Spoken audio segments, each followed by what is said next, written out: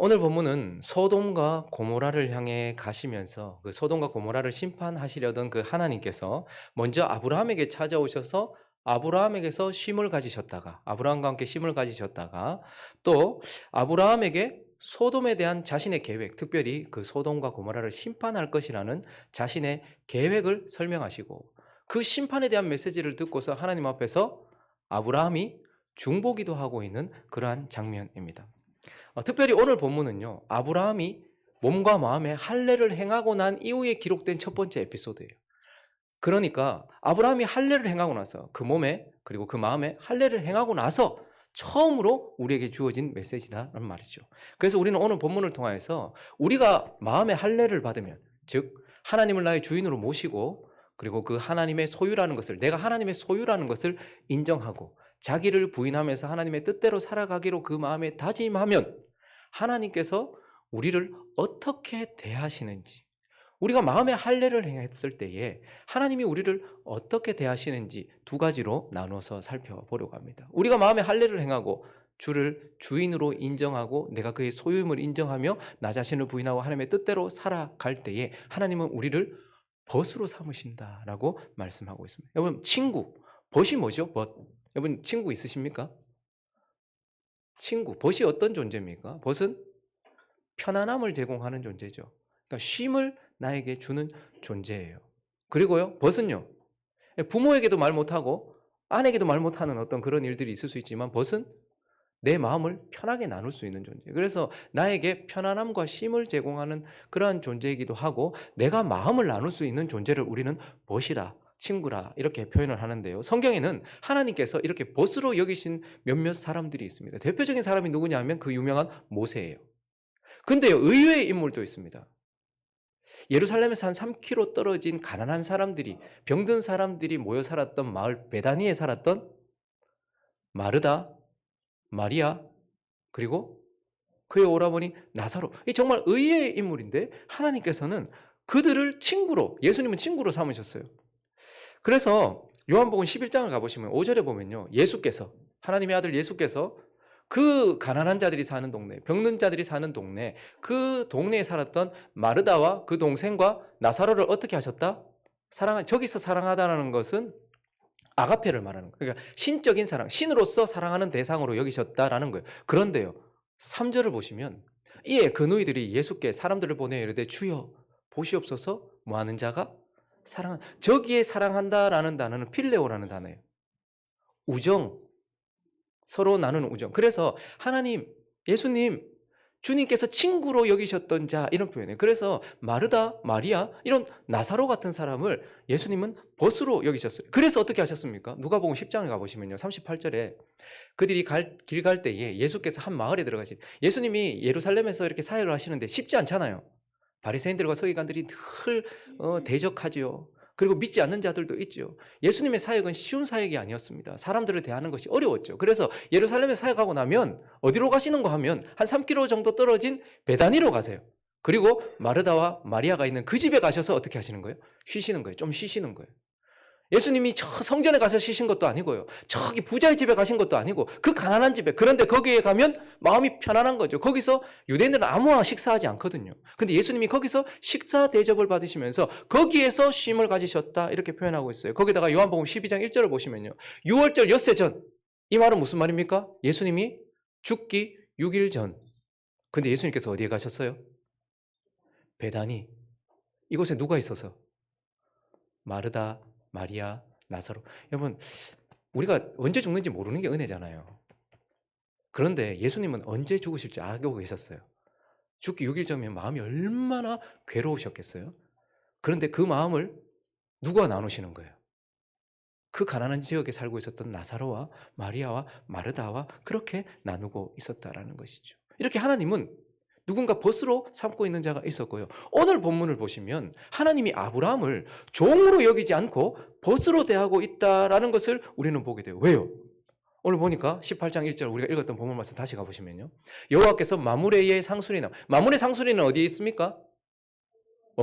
누가 이렇게 큰 소리로 이런 행복한 이렇게 이런 역사가 없었는데요. 헤브론 목장 혹시 목자가 소리 치신 거예요? 감사합니다. 헤브론에 있어요. 헤브론은 교제, 뭐 연합 이런 의미죠. 근데 그곳에 있었던 아브라함에게 나타나셔요. 중요한 일을 하러 가시면서. 그리고 저 때 세 사람이라고 이렇게 표현된 거 보면 한 분은 성육신전의 예수 그리스도였고 두 사람은 천사였던 것 같아요. 근데 어쨌든 우리가 정확하게 모르지만 어쨌든 저 중동 지역에 대낮에 다니지 못하거든요. 그러니까 얼마나 지치셨겠습니까? 우리가 딱 봐도 사람 같았는데. 그런데요, 그 날이 뜨거울 때에 거기로 오신 거예요. 하필 거기로 오셔가지고 계속 볼까요? 눈을 들어보니까 아브라함이 그때는 안 움직이거든요. 오침을 하거나 아니면 장막 그늘에 앉아 있거나 하는데 사람 셋이 오는 거예요. 그들을 보자 바로 달려가서 영접하고 땅에 엎드려가지고 이르되 내 주여 내가 주께 은혜를 입어 싸우면 원하건대 종을 지나가지 마시고 들어오세요. 그리고 어떻게 해요? 물을 조금 가져다 발도 씻고 그 다음에 나만에서 쉬시고 그 다음에 내가 떡을 가져오고 음식을 가져올 테니까 마음을 상쾌하게 하시고 좀 쉬셨다가 가십시오. 여러분 하나님이 아무에게나 머무르시겠습니까? 여러분 아무 데나 가셔서 식사하십니까? 하나님이 저 중요한 일을 앞두고서 그렇게 아브라함에게 나타나시고 나서 뭐라고 말씀하시는 거니까 네 말대로 그래라. 내가 사실 너에게 쉬러 왔다. 이렇게 말씀하시는 거죠. 그렇게 하나님이 아브라함에게 가셔서 쉼을 가지고 계신다라는 것을 또 보게 돼요. 그리고요. 오늘 17절을 보시면 중요한 말이 나오는데요. 여호와께서 이르시되 내가 하려는 것을 아브라함에게 숨기겠느냐. 여러분 하나님의 마음에 있는 것을 우리가 압니까? 여러분 옆에 있는 사람의 마음도 잘 모르는데 근데 하나님이요. 정말 많은 것들을 계획하고 계시고 그분의 계획은 모든 것이 성취될 거예요. 근데 그분이 드러내지 않으면 사람도 마찬가지입니다. 내 마음을 확실히 드러내지 않으면 잘 몰라요. 근데요 하나님이 내가 하려는 것, 내 마음에 있는 걸 숨기겠느냐? 아브라함에게는 이렇게 말씀하세요. 종으로 대하지 않는 것이죠. 그러면서 아브라함 자신에 대한 계획을 말씀하세요. 10절에 보시니까요. 그가 이르시되 내년 이맘때 지금까지 아브라함이요 75세 때 아이가 있을 것이다. 약속 받았거든요. 지금 몇 년 지났습니까? 벌써 25년 가까이 지나가고 있는데요. 언제 받을지 모르는데 오늘 주님께서 아브라함에게 찾아오셔서 자기의 마음속에 있는 걸 드러내세요. 내년 이맘때에 내가 여기 올 것인데 사라에게 아들이 있을 것이다 라고 아브라함을 향해 가지고 계시는 하나님의 마음을 거기서 드러내고 계시는 것을 보게 돼요. 그리고 21절에 보면요. 세상을 향해 특별히 소돔과 고모라를 향해 하나님이 가지고 계신 마음이 있었어요. 여호와께서 또 이르시되 소돔과 고모라에 대한 부르짖음이 크고 이 죄악이 심히 무거우니 내가 이제 내려가서 그 모든 행한 것이 과연 내게 들린 부르짖음과 같은지 그렇지 않은지 내가 보고 만약에 그렇다면 심판할 것이다 라는 하나님의 마음, 그 계획을 지금 드러내시면서 아브라함에게 가서 쉼을 가지시고 아브라함에게 자신의 마음을 나누고 계세요. 그러면서 정확하게 하나님이 선포하십니다. 이는 내 벗이다. 이사야서 41장 8절 읽어주십시오. 시작. 나의 벗 아브라함의 자손은 하나님이 할례를 받은 마음으로 할례를 받아 하나님이 내 주인이십니다. 나는 주의 것입니다. 이제는 나를 부인하고 주의 뜻대로 삽니다. 라고 할례를 행했던 아브라함을 너는 나의 벗이다 이렇게 말하고 있어요. 구약에서만 이렇게 말하는 게 아닙니다. 신약에서 야고보서 2장 23절을 가보실까요? 읽어주십시오. 시작.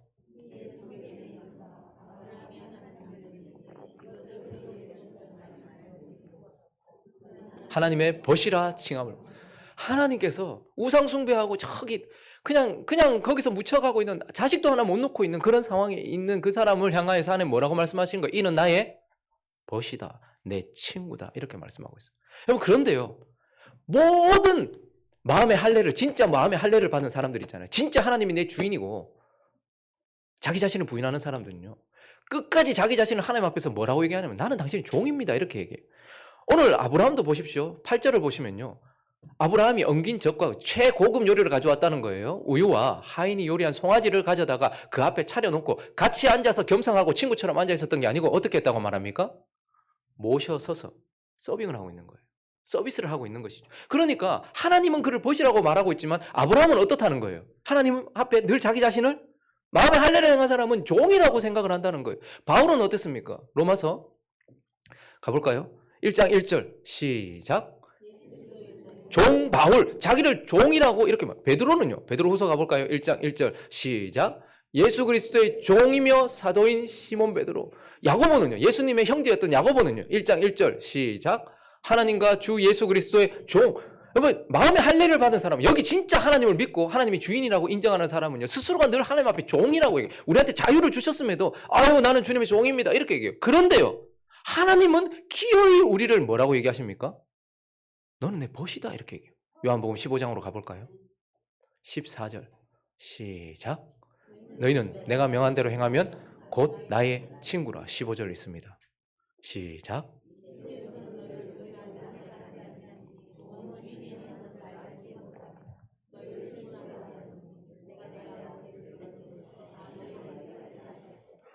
마음의 할례를 행하고, 그래서 주님의 주인됨을 인정하고 내가 주의 소유임을 인정하고 내가 자신을 부인할 때에 주님은 내게서 쉼을 얻으시고 내게 머무시고 자신의 뜻을 들려주시며 마음을 함께 나누는 벗이다 이렇게 말씀하시면서 아브라함의 할례를 행하자마자 나타난 첫 번째 에피소드에서 너희가 마음의 할례를 받으면 너희는 나는 너희를 벗으로 삼는다라고 말씀하고 계시는 것입니다.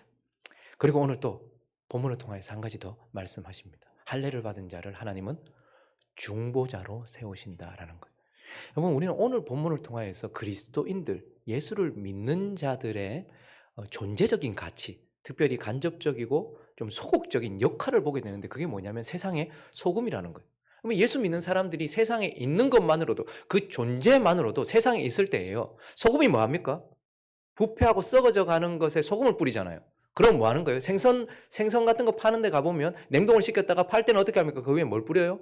소금을 뿌리죠. 뭐 하는 거예요? 소금을 뿌린다고 다시 신선해집니까? 그렇지는 않지만 뭐 하는 거예요? 부패를 지연시키는 거예요. 그죠? 그러니까 그리스도인이 세상에 있음으로 인하여서 그 존재 자체가 그냥 지연시키는 거예요. 부패를 지연시키는 거예요. 그런데 그것보다 한 단계 더 나가서 우리의 존재가 땅에 있는 그리스도인의 간접적인 역할이 무엇인가 하면 심판도 지연시키더라라는 거예요. 오늘 18장 26절 한번 보시면요. 여호와께서 이르시되 내가 만일, 자, 하나님께서 소돔의 죄악이 너무 커서 이거 그냥 넘어갈 수 없겠다 해서 심판을 작정하셨어요. 자, 그런데 모세가 하나님께 기도하는 거예요. 만일 소돔 성 가운데 의인, 저기서 의인이란 착한 사람을 말하는 게 아니고요, 하나님을 신뢰하는 사람, 예수 믿는 사람을 말하는 거예요. 의인 50명을 찾으면 그들을 위하여 온 지역을 용서하리라. 그러니까 그 땅이 아무리 부패했다 할지라도 하나님이 지금 심판을 내리시려고 했지만 그곳에 의인이 있으면 어떻게 한다는 거예요? 심판이 지연된다는 거예요. 소돔과 고모라가 결국 심판을 받았지만 세상에 의인이 있음으로 인해서 그 존재 자체로 말미암아서 간접적으로 역할을 하는 것이 심판이 지연되더라라는 거예요. 그래서 계속 아브라함이 숫자를 줄여가면서 말하고 있고, 32절에 보시면 이제 어디까지 줄입니까? 아브라함이 또 이런데, 주여 노하지 마시고 50명 있으면 그러면 심판 멈추신다고요? 그럼 만약에 45명은요? 40명은요? 30명은요? 20명은요? 마지막까지 어디까지 왔어요? 10명 찾으시면 어떡하시겠습니까? 라고 했을 때에 이르시되 내가 10명으로 말미암아 멸하지 않을 것이다. 그러니까 그리스도인은 존재적으로 심판을 지연시키는 어떤 그런 소극적인 역할이 있더라는 거예요. 그런데요, 오늘 본문은 더욱 더 나아가서 그리스도인들의 적극적이고 영광스러운 역할을 보여주고 있어요. 그게 뭐예요? 오늘 아브라함을 통해서 보여진 게 뭐예요?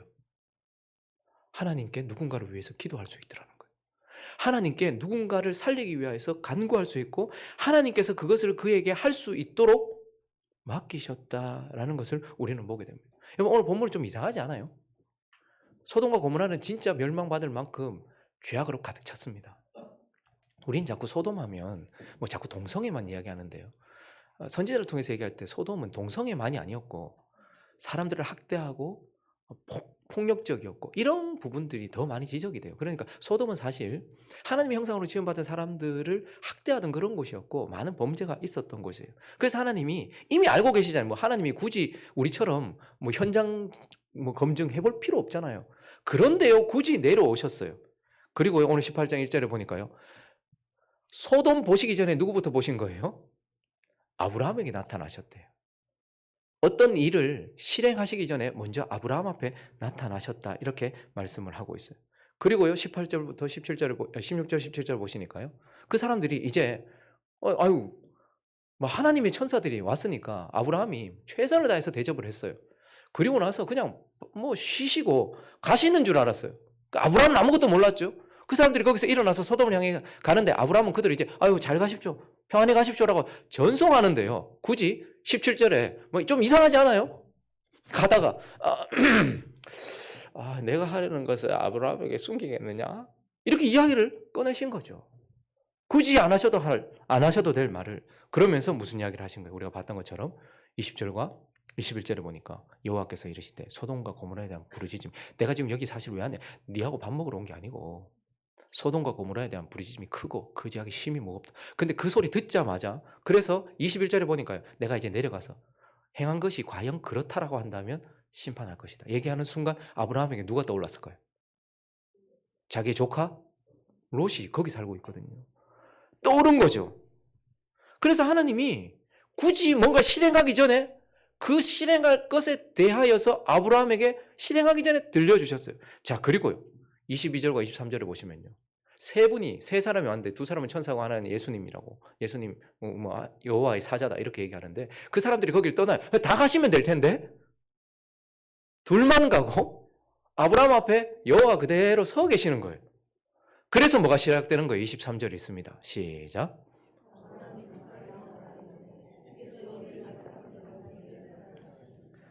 하나님께서 무엇인가를 시작하시기 전에 아브라함에게 기도를 허락하신 거예요. 여러분, 아브라함의 기도가 끝나고 뭐가 시작됩니까? 심판이 시작됩니다. 기도 끝, 심판 시작. 이것이 나타나는 것이죠. 그래서 우리는 오늘 이 아브라함을 통해서 우리가 마음에 할례를 받으면 우리는 누군가를 위하여 하나님 앞에 기도할 수 있는 자고, 더 나아가서 오늘 본문은 우리에게 뭘 보여줍니까? 성경 우리에게 뭘 보여줍니까? 우리의 기도로 누군가를 살릴 수 있다라는 것입니다. 창세기 19장 29절을 가보시면요. 하나님이 아브라함의 기도를 들으시고 롯을 살려주셨어요. 하나님이 그 지역의 성을 멸하실 때에. 여러분, 우리가 놀라야 될 것은 소돔이 하루아침에 무너진 것에 놀랄 것이 아니고요. 그렇게 무너지는데 누군가가 살았다는 것에 놀라야 돼요. 하나님이 그 지역의 성을 멸하실 때에, 곧 롯이 거주하는 성을 엎으실 때에 하나님이 누구를 생각하사? 아브라함을 생각하사 하나님이 기도하던 아브라함의 기도를 들으사 롯을 그 엎으시는 중에서 어떻게 해요? 내보내셨다. 건져주셨다라고 이렇게 말씀하면서 우리는 누군가를 위해서 그냥 정신통일하는 게 아니에요. 마음의 위안을 얻는 게 아니고 내가 기도할게. 그것이 아니고 실제로 그 기도로 인하여서 무엇인가 역사가 나타나는데 하나님은 아브라함의 기도를 통해서 롯을 건지셨다. 이렇게 말씀하고 있어요. 여러분, 모세는요. 출애굽기 가볼까요? 잘 아는 32장. 결코 해서는 안 되는, 하나님께서 큰 기적으로 그들을 구원해내셨고 시내산에서 지금 언약을 맺고 있었어요. 우리로 말하면 결혼식 중이었단 말입니다. 그런데요, 그들이 어떻게 했습니까? 밑에서 모세가 산에 올라갔을 때 밑에서 우상 만들어 놓고 우상 숭배했단 말이죠. 그래서 하나님이 너무너무 화가 나신 거예요. 여러분도 안 그렇겠습니까? 오늘 결혼식 올리고 집에 갔더니 다른 여자하고 막 누워있더라. 다른 남자하고 누워있더라. 끝이죠. 끝. 그래서 하나님께서 진멸하겠다라고 선포하셨어요. 그런데 그때 모세가 그의 하나님 여호와께 구하여 이르되, 여호와여, 어찌하여 그 큰 권능과 강한 손으로 애굽 땅에서 인도하여 내신 주의 백성에게 진노하시나이까? 어찌하여 애굽 사람들이 이르기를 여호와가 자기의 백성을 산에서 죽이고 지면에서 진멸하려는 악한 의도로 인도해 내었다고 말하게 하시려 하나이까? 주의 맹렬한 노를 그치시고 뜻을 돌이키사 주의 백성에게 이 화를 내리지 마옵소서. 주의 종 아브라함과 이삭과 이스라엘을 기억하소서. 주께서 그들을 위하여 주를 가리켜 맹세하여 이르기를 내가 너희의 자손을 하늘의 별처럼 많게 하고 내가 허락한 이 온 땅을 너희의 자손에게 주어 영원한 기업이 되게 하리라 하셨나이다. 여호와께서 뜻을 돌이키사 말씀하신 화를 어떻게 해요? 그 백성에게 내리지 아니하시고. 진노하신 하나님 앞에, 사람이 화를 내고 지금 분노하고 막 칼을 두고 있는데도 그 앞에 서기가 힘든데 진노하신 하나님 앞에 어떻게 해요? 모세가 섰어요. 그리고 뭐 한 겁니까? 힘으로 막아선 것이 아니고요. 무릎으로 막아섰어요. 기도했어요. 그것으로 인하여서 우상 숭배했던 이스라엘 백성들이 멸망할 뻔했는데요. 건짐을 받았다. 이렇게 얘기합니다. 그런데 하나님의 백성들에게는 위기가 너무 자주 찾아와요. 이제 이번에는 시내산 앞에서 구원받자마자 시내산 앞에서 그 잘못을 했는데 이번에는요. 약속의 땅 앞에서 하나님께서 이제 들어가라 이렇게 얘기하는데 뭐라고 얘기하는 거예요? 가보니까 너무 이 나라 사람들이 너무 강하더라. 우리는 못 간다. 우리는 뭐 메뚜기 같더라. 하나님이 우리 죽이시려고 끌어냈나 보다. 자식들까지 다 장막 밖으로 내어서 하나님 보라고 막 울면서 막 떼쓰면서 막 화를 내면서 하나님 앞에 그렇게 원망하고 있었을 때 민수기 14장 가보시면 하나님이 진노하셨어요. 내가 이제 이거 다 쓸어버리고 더 큰 민족으로 나라를 새로 만들겠다라고 하나님 선포하셨을 때 또 모세가 또 막아섭니다. 이제 구하옵나니 이미 말씀하신 대로 주의 큰 권능을 나타내옵소서 이르시기를 여호와는 노하기를 더디하시고 인자가 많아 죄악과 허물을 사하시나 형벌받을 자는 결단코 사하지 아니하시고 아버지 죄악을 자식에게 갚아 3, 4대까지 이르게 하리라 하셨나이다. 구하옵나니 주의 인자의 광대하심을 따라 이 백성의 죄악을 사하시되 애굽에서부터 지금까지 이 백성을 사하신 것 같이 사하시옵소서. 20절 있습니다. 시작. 와, 하나님께서 모세의 기도를 통하여 이스라엘 백성들을 구원해 주셨어요. 그리고요, 베드로 죽을 뻔했잖아요.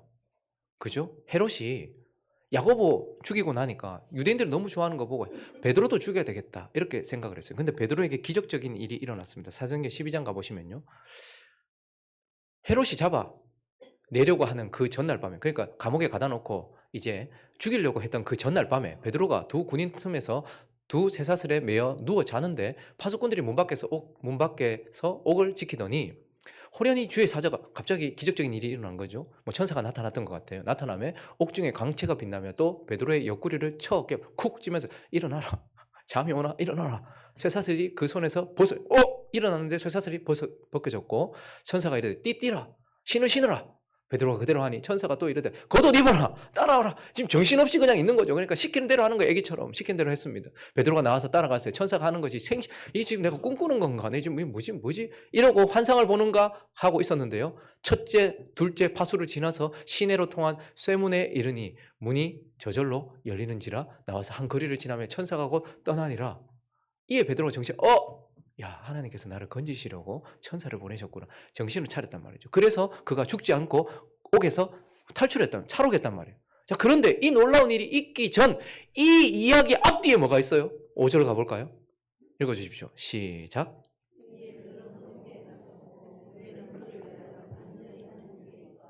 그는 옥에서 자고 있었고 교회는 깨서 기도하고 있었다. 이 일이 일어나기 앞에 기도가 있습니다. 그리고 이 일 뒤에 12절 있습니다. 시작.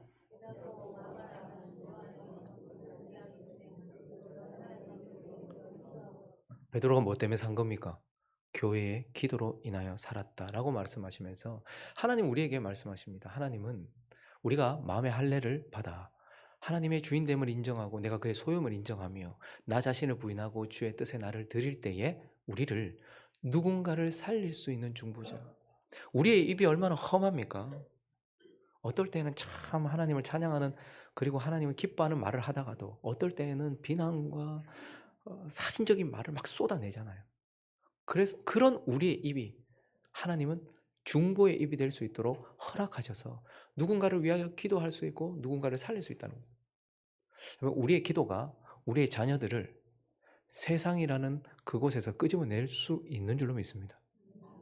우리의 기도가 죄악 가운데 있고 어둠 가운데 있는 누군가를 살려낼 수 있는 줄로 믿습니다.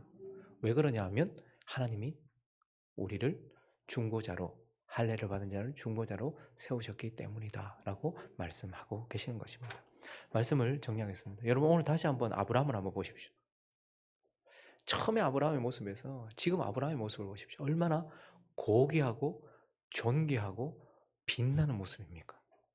위로 하나님의 벗이에요. 하나님이 그에게 머무시고 하나님이 그에게 와서 마음을 나누시는, 위로는 위에 계신 하나님의 벗이에요. 그리고는요, 땅에는요, 죽어가는 누군가를 위하여 입을 열어 기도할 수 있고 그 기도로 인하여 누군가의 생명을 살릴 수 있는 그러한 자리에 있는 그러한 고귀한 모습이다라는 것입니다. 그런데 이 말씀 우리한테 왜 주세요? 야, 아브라함 박수 치라고요? 아니요. 너희도 마음의 할례를 행하면, 즉 예수 그리스도와 그 하나님을 나의 주인으로 모시고 그리고 자기를 부인하고 그의 뜻대로 그의 소유로 살아간다면 하나님이 어떻게 해요? 우리에게도 머무시고 우리에게서 쉼을 얻으시고 우리에게 자신의 마음을 나누시는 벗으로 삼으시며 무엇보다도 우리의 기도를 통하여 누군가를 살리시는 자리로 우리를 데려가신다라고 말씀하고 있는 것입니다. 그래서 요즘에 저는 더 많이 기도해야 되겠다라는 생각을 해요. 인간의 말은 자식도 하나 못 바꿉니다. 여러분 주아가 제 말을 들을까요? 듣죠. 제 아들은 잘 들어요. 여러분들의 말을 여러분들의 자식이 들을까요? 와, 자기들은 또 우리의 말은 힘이 없어요. 근데 우리의 입이 하늘을 향하여 그분의 귀에 그분을 향하여 기도드릴 때에 그분이 역사하십니다. 그래서 우리가 존귀한 존재인 줄로 믿습니다. 그 마음 가지고 우리 하나님 앞에 그분이 우리는 종이지만 그분이 우리를 이렇게 존귀하게 생각하신다는 것을 기억하면서 당당하게 이 세상 살아가고 그분과 함께 동행하는 저와 여러분 되시기를 예수 그리스도 이름으로 축원합니다.